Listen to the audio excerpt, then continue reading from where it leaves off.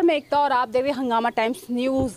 होली नज़दीक और ख़ास शख्सियतों से जो मुलाकात और बात होती है तो हम फेस्टिवल नहीं देखते, हम ये देखते हैं कि कौन हमारे सामने खास मेहमान है जिसने अपने जीवन में ऐसा किया है जो प्रेरणादायक हो और हम उनसे बात करके जो लोग देख रहे हैं, सुन रहे हैं, उनको भी कुछ ना कुछ उनसे ज्ञान प्राप्त हो। उत्तर प्रदेश में समिट मीट हुआ, यूपी समिट मीट में जो यूपी की जो वाहवाही हुई, योगी सरकार की वाहवाही हुई, प्लस विपक्ष ने भी कहीं ना कहीं उनकी तारीफ की। विदेशी मेहमान आए जिन्होंने यहाँ के खाने का लुत्फ़ उठाया, बातों का किया, बहुत सारी बातें हुई जिससे यूपी को भी लाभ है, देश को भी प्रॉफिट है।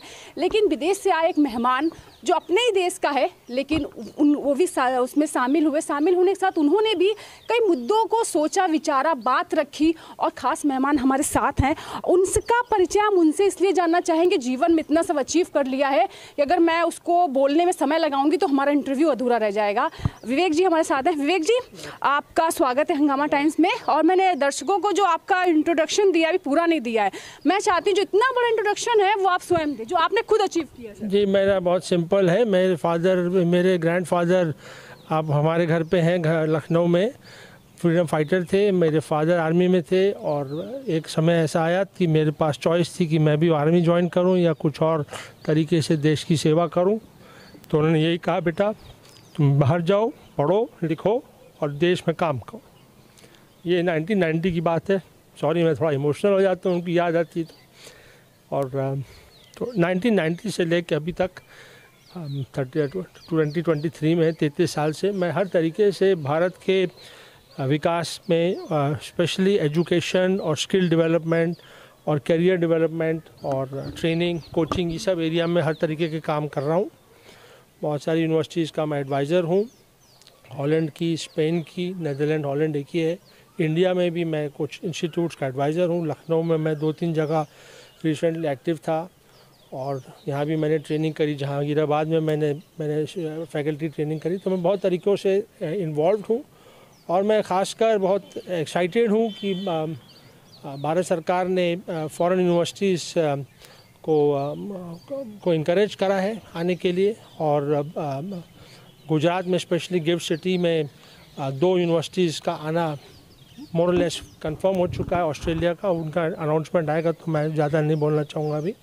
प्रधानमंत्री वहाँ के आ रहे हैं, बट हमारे यही जानकारी है कि 2 यूनिवर्सिटीज़ बहुत जल्द और गांधीनगर के गिफ्ट सिटी में अपना काम शुरू करेंगी और इसके विषय पे मैं आप लोग से बातचीत करना चाहता हूँ। समिट मीट में आप शामिल हुए सर, कैसा लगा, कैसा एक्सपीरियंस रहा और लोग मेहमान आए हुए थे, क्या कहना चाहेंगे और क्या अनुभव रहा आपका, क्या साझा करना चाहेंगे? बहुत शानदार अनुभव रहा। सबसे पहले तो हमारा लखनऊ एक दुल्हन की तरह सजा था और हर लखनऊ वासी का गर्व था और इतने सारे लोग आए और देश विदेश में बहुत वाह हुई।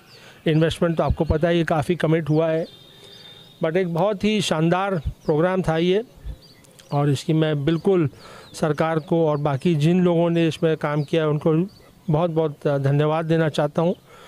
एक हिंदुस्तानी के नाते मुझे बहुत गर्व हुआ ये देख के और एक विदेशी के नाते, क्योंकि मेरी नेशनैलिटी डच है पिछले 25-30 साल से। As a foreign investor also मुझे बहुत अच्छा लगा कि यूपी में और इंडिया में इस तरह के काम हो रहे हैं और जो मैंने शानदार डेवलपमेंट देखा इन द लास्ट 10-15 ईयर्स वो भी बहुत ही खूबसूरत है। तो that is definitely a big success. The summit was a big success. Sir, ये जो हम हिंदुस्तान की शिक्षा नीति की बात करें, विदेशी शिक्षा नीति की बात करें तो कितना अंतर है और इसे किस तरह से कम शब्दों में आप बताना चाहेंगे? हमारी शिक्षा नीति का काफ़ी बड़ी देश है, एक तो बहुत बड़ा मुश्किल है इसको कंपेयर करना। इतना बड़ा देश है, इतने सारे लोग, इतनी सारी राज्य सरकारें हैं, कॉम्प्लिकेटेड काफ़ी है, इसलिए इतना आसान नहीं रहा ये फॉरेन यूनिवर्सिटीज़ को लाना। ये भी बहुत सारी सरकारों ने कोशिश करी, इसका अंजाम मुश्किल रहा। बट आज के टाइम में बहुत सीधी सादी बात है कि हमारे पास अच्छी यूनिवर्सिटीज़ हैं, अच्छे इंस्टीट्यूट्स हैं, पर हमारे पास इतनी आबादी है कि हमें हमारे विदेशी मित्रों की हेल्प चाहिए हमारे इंफ्रास्ट्रक्चर, नॉलेज इंफ्रास्ट्रक्चर को बढ़ाने की। और ये आइडिया जो ऑलरेडी जैसे ऑस्ट्रेलिया, यूके, अमेरिका, यूएस, जहाँ ऑलरेडी इतना सारा स्टूडेंट जा रहा है और कुछ यूनिवर्सिटी के तो 20 से 25% तक सब स्टूडेंट्स हिंदुस्तानी हैं, तो क्यों ना इन शानदार यूनिवर्सिटीज़ को इंडिया में बुलाया जाए ताकि वो इंडिया में अपना प्रोग्राम जो वहाँ करते हैं यहाँ करें और इसको देख के आसपास की और यूनिवर्सिटीज़ भी जागरूक होंगी और अच्छा काम करेंगी और स्टूडेंट्स के लिए भी थोड़ा सा खर्चा बचेगा और उसकी वजह से और लोग भी इसमें एजुकेट हो सकते हैं। तो ये इसका सबसे बड़ा फ़ायदा है। मेरा आपसे एक सवाल है सर, यूक्रेन और जब रूस की झगड़ा हुआ सर, और उस युद्ध में जब हम लोग ने देखा टीवी पे ये छाया हुआ था कि यूक्रेन में भारतीय छात्र बहुत थे सर, तब हमें पता चला कि आधे छात्र जो हैं, आधे बच्चे हमारे देश के सब विदेशों में पढ़ रहे हैं सर। तो वहाँ क्या ऐसा है कि आधा छात्र या फिर जो बच्चे सबसे तो वहीं के थे वापस आए हैं, सबने अपना एक्सपीरियंस शेयर किया, तो हमारे पास ऐसा क्या नहीं है या फिर हम क्या नहीं दे पा रहे कि वो अपने देश में रह के सुरक्षा के साथ पढ़ाई करें? ऐसा वहाँ क्या ऐसा है कि सब हमारे मैं दोबारा बोलूँगा, हमारे पास वहाँ काफ़ी शानदार इंस्टीट्यूट्स हैं और इतना ब्लैक एंड वाइट स्टोरी नहीं है, बट हमारी कुछ प्रॉब्लम्स भी हैं। काफ़ी मैनेजमेंट इंस्टीट्यूट्स जो हैं वो बंद हो गए या लोगों ने चलाने की कोशिश करी जिनका ज़्यादा बैकग्राउंड नहीं था। और एक तो ये सरकार की कुछ नीति भी कह सकते हैं कि हम लोग हिंदुस्तानी आदमी सोचता है कि पढ़ाई लिखाई का मामला को बिज़नेस नहीं बनाना चाहिए। तो देखिए, अब सब लोग तो एनजीओ नहीं है ना, अब सब लोग तो ऐसे आदर्शों पे चल नहीं सकते, खाना भी खाना है और अच्छे लोगों को इन्वॉल्व करने के लिए खर्चा करना पड़ता है, तो खर्चा कहाँ से आएगा?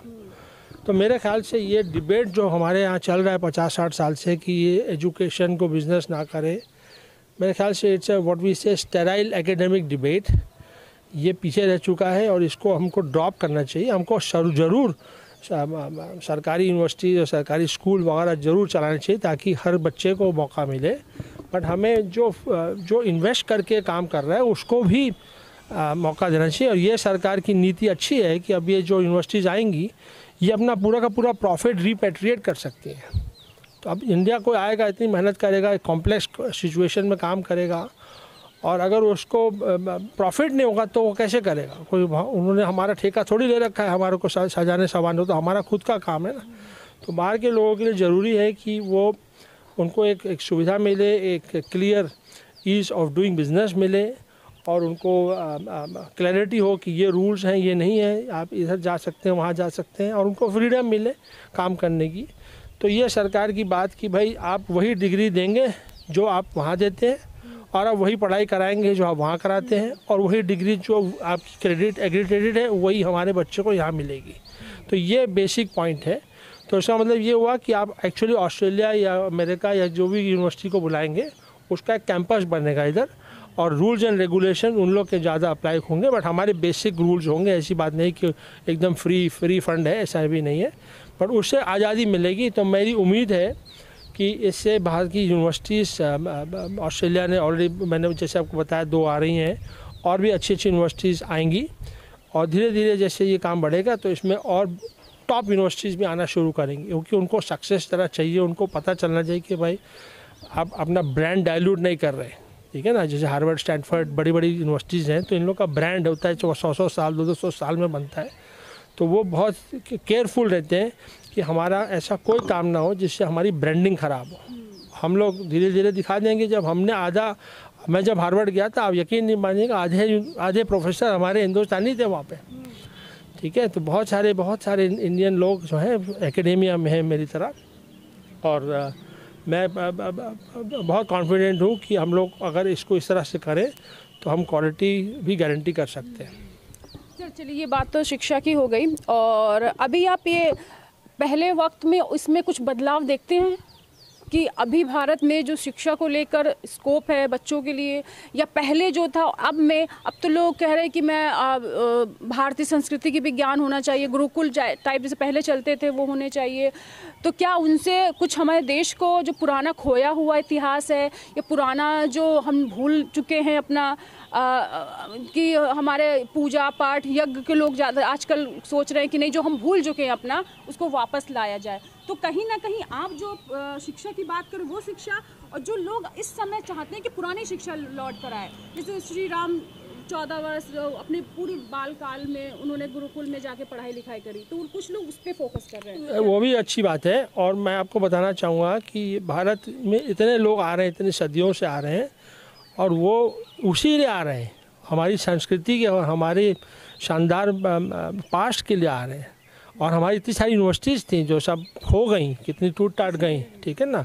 और हमारे पास जो हमारा विज्ञान है, जो हम लोगों ने जो चीज़ें बनाई हैं उसकी बहुत डिमांड है। मैं कल ही एक प्रोग्राम देख रहा था, किसी ने भेजा था, मेरे नेबर डॉक्टर साहब ने भेजा था।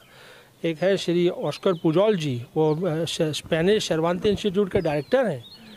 उनसे 30-35 साल पहले उन्होंने गीता पढ़ी थी और वो इतने प्रभावुक हुए कि उन्होंने फिर संस्कृत पढ़ी और उन्हें भगवद गीता संस्कृत में पढ़ी और वो हिंदी में बोलते हैं। और वो स्पेनिश इंस्टीट्यूट चला रहे हैं जिसका काम है कि स्पेन के कल्चर और हिस्ट्री और ट्रेडिशन को इंडिया में बढ़ाना। और वो हमारी इज्जत ऐसे प्यार से कर रहे हैं। तो यूरोप जहाँ मैं रहता हूँ, मेरी पत्नी भी स्पेन की हैं, हम सीख भी सकते हैं और सिखा भी सकते हैं। और ये ज्ञान विज्ञान का तो कहते हैं ना कि those who dare to teach should never cease to learn. अगर आप पढ़ाने की इतनी आप में ताकत है तो आपको तो स्टूडेंट बनना ही रहना चाहिए।